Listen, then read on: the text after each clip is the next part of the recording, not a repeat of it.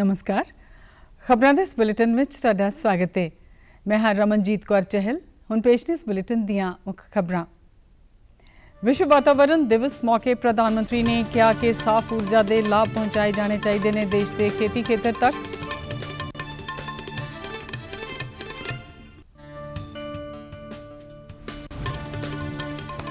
हरियाणा के मुख्यमंत्री मुताबिक सूबे में हर साल लगाए जाएंगे 3 करोड़ रुख। ਅਤੇ पंजाब सरकार ने प्राइवेट हस्पतालों तो कोविड वैक्सीन वापस लैण दे दिते हुक्म। ते हुण खबरां विस्तार नाल। विश्व भर में 5 जून यानी अज का दिन हर वरे विश्व वातावरण दिवस वजों मनाया जाता है। इस दिन का मंतव लोगों में वातावरण के महत्व बारे जागरूकता पैदा करना है। प्रधानमंत्री नरेंद्र मोदी ने अज विश्व वातावरण दिवस मौके कहा कि साफ ऊर्जा के अनेक लाभ देश के खेती खेतर तक पहुंचे ने। प्रधानमंत्री ने विश्व वातावरण दिवस मौके वर्चुअल प्रोग्राम ਨੂੰ संबोधन करदਿਆਂ कहा कि इथेनॉल अज वातावरण ਨੂੰ साफ बनाए रखने विच प्राथमिकता बन गया है। इथेनॉल 21वीं सदी के भारत की बड़ी प्राथमिकताओं से जुड़ गया है। इथेनॉल पर फोकस से पर्यावरण के साथ ही एक बेहतर प्रभाव किसानों के जीवन पर भी पड़ रहा है। उन्होंने साल 2020 तो 2025 दौरान देश विच इथेनॉल मिशन की रूपरेखा बारे एक माहर कमेटी की रिपोर्ट भी जारी की और पुणे विच 3 थावां ते E100 डिस्पेंसिंग स्टेशनों दीयां प्रयोगिक योजनावां की शुरुआत भी की। श्री मोदी ने देश के ਵੱਖ-ਵੱਖ हिस्सों तो किसानों के नाल गलबात करके ऑर्गेनिक खेती आदि खेतरों बारे किसानों के तजर्बे बारे जानकारी हासिल की। उन्होंने कहा कि सरकार खेती लिए इथेनॉल के उत्पादन और इस्तेमाल पर ध्यान केंद्रित कर रही है। देश भर में आधुनिक तकनीक का इस्तेमाल करके फसलों की रहन खून पर आधारित फैक्ट्रियां लगाई जा रही ने। प्रधानमंत्री ने सरकार वालों वातावरण की सांभ संभाल लिए किए जा रहे होर कामां का जिक्र भी किया। इस मौके कई केंद्रीय मंत्री भी वर्चुअल तौर पर प्रोग्राम विच शामिल हुए। हरियाणा के मुख्यमंत्री मनोहर लाल ने कहा कि इस साल सूबे में 3 करोड़ रुख लगाए जाएंगे। मुख्यमंत्री ने वातावरण दिवस मौके करनाल के सैक्टर 4 नेड़े मुगल कैनाल ते ऑक्सीजन वंड की शुरुआत की। मुख्यमंत्री ने बेल बरगद औला पिपल और अशोक के बूटे भी लगाए और 3 होर योजनावां की इस प्रोग्राम दौरान शुरुआत की गई, जिस विच प्राण वायु देवता पेंशन स्कीम, नगर वन पंचकुला का नींह पत्थर और कुरुक्षेत्र तीरथ दीयां 134 थावां ते पंचवटी रुख लगाने शामिल ने। मुख्यमंत्री ने कहा कि वातावरण तो सानू शुद्ध हवा मिलती है जिस तो मानव जाति का है। इसलिए सूबे के सारे शहरों में 5 एकड़ तो 100 एकड़ तक की जमीन ते ऑक्सीवन लगाए जाएंगे।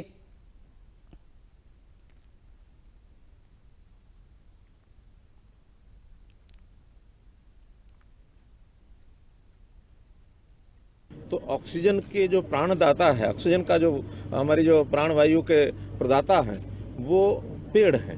पेड़ पौधे इनको बढ़ाना, इनको सुरक्षित रखना और इनके लिए हर व्यक्ति को जागरूक करना एक बहुत बड़ा एक विषय है।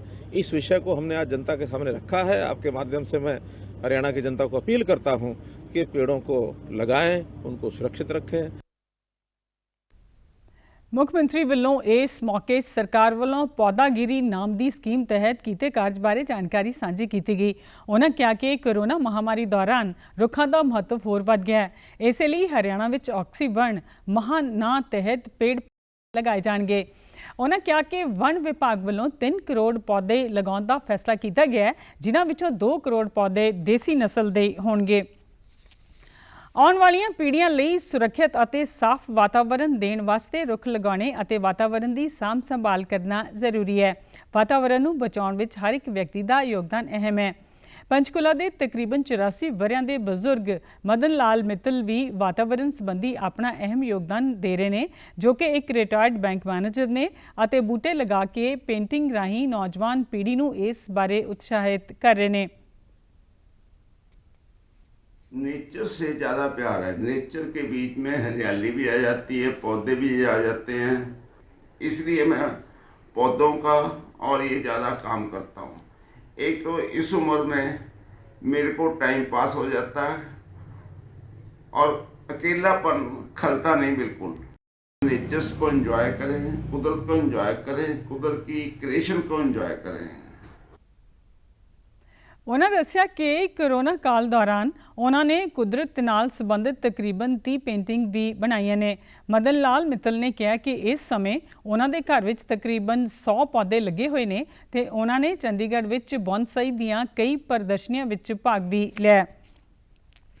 देश विच हुण तक 22 करोड़ 78 लाख तो वध कोरोना वायरस तो बचाव के टीके लगाए जा चुके हैं। केंद्रीय सेहत मंत्रालय ने दस्सिया कि कल 33,57,000 तो वध कोविड तो बचाव के टीके लगाए गए। चंडीगढ़ विच भी कोविड टीकाकरण मुहिम तहत कल 4,896 वैक्सीन की डोज लगाई गई। डीडी न्यूज़ चंडीगढ़ नाल गलबात दौरान वैक्सीन लगवाउण वालियां ने कोविड तो बचाव लई टीकाकरण नूं जरूरी दस्सिया। दिक्कत नहीं है, ना ही कोई पेन होता है। हम सबको कोरोना की वैक्सीन लगानी चाहिए और इस बीमारी से जल्दी हमें वैक्सीन लगा के छुटकारा मिलेगा। Thank you. चंडीगढ़ विच कल तक 3,71,421 वैक्सीन की डोज लगाई जा चुकी है। देश विच कोरोना वायरस की बीमारी तो सेहतयाब होने की दर 93.38% हो गई है। सेहत मंत्रालय मुताबिक कोविड तो सेहतयाब होने की दर विच लगातार वाधा हो रहा है ਅਤੇ ਇਹ दर 93.38% हो गई है। मंत्रालय मुताबिक देश विच हुण तक 2 करोड़ 67 लाख तो वध लोग कोरोना वायरस की बीमारी तो ठीक हो चुके हैं ਅਤੇ पिछले 24 घंटिया दौरान देश विच कोविड के 1,20,000 नवे मामलों का पता चलिया है। ये संख्या पिछले 58 दिनों विचों सब तो घट है। चंडीगढ़ विच भी कोरोना वायरस के नवे मामलों में कमी दर्ज की गई है ਤੇ पिछले 24 घंटिया दौरान कोरोना वायरस के 88 नवे मामले मिले ने, जिस नाल शहर में कोरोना के एक्टिव मामलों की गिनती 1005 हो गई है। पिछले 24 घंटिया दौरान 3 कोरोना पीड़ितों की मौत नाल हुण तक शहर में 765 कोरोना पीड़ितों की मौत हुई है और 58,717 कोरोना पीड़ित हुण तक सेहतयाब हो चुके हैं। फ्लाइंग सिख मिल्खा सिंह पीजीआई विच जेरे इलाज ने। मिल्खा सिंह नूं पीजीआई के कोविड हस्पताल के ICU वार्ड विच लंघी 3 जून नूं दाखिल करवाया गया। पीजीआई के डायरैक्टर प्रोफैसर जगत राम ने मिल्खा सिंह की सेहत बारे जानकारी दी। श्री मिल्खा सिंह जी जो 3 जून से पीजीआई के नेहरू हॉस्पिटल एक्सटेंशन के इंटेंसिव केयर यूनिट में दाखिल हैं, उनकी स्थिति में काफ़ी सुधार है। उनके सारे पैरामीटर बिल्कुल स्थिर है। पीजीआई की मेडिकल टीम उनको लगातार मॉनिटर कर रही है। प्रोफैसर जगत राम ने दस्सिया कि उन्हों की हालत विच सुधार हो रहा है। चंडीगढ़ प्रशासन ने कोरोना के मद्देनज़र वीकेंड कोरोना कर्फ्यू सोमवार यानी 7 जून सवेरे 5 बजे तक जारी रखने के हुक्म दिते हैं। चंडीगढ़ के प्रशासक वीपी सिंह बदनौर ने कोविड वॉर रूम मीटिंग विच ये फैसला किया है। वीकेंड कोरोना कर्फ्यू तहत अज और कल लोगों को बिना लोड़ तो घरों तो बाहर जाने की मनाही रहेगी और जरूरी समान दीयां वस्तां दोपहर 2 बजे तक खुलियां रहणगियां और दुध फल सब्जी राशन जिहियां जरूरी वस्तां दीयां दुकानां तो होम डिलीवरी की प्रवानगी होगी। प्रशासन वालों गैर वस्तां दीयां दुकानां नूं अज और कल बंद रखने के हुक्म दिए गए हैं। शहर वासी सवेरे 6 बजे तो 9 बजे तक सवेर की सैर कर सकेंगे, पर उन्होंने मास्क पहनने के नाल समाजिक दूरी के नियमों की पालना करना जरूरी होगा। इस तो इलावा टीकाकरण केंद्र सेहत केंद्र ATM खुले रहेंगे। वीकेंड कोरोना कर्फ्यू दौरान SDM भी मंजूरी तहत विआह समागमां लई 20 व्यक्तियों के इकट्ठे होने की मंजूरी दी गई है और संस्कार मौके 10 लोग इकट्ठे हो सकेंगे। पहलां दी तरह रेस्टोरेंट होटल आदि थावां तो रात 10 बजे तक भोजन की होम डिलीवरी कराई जा सकती है।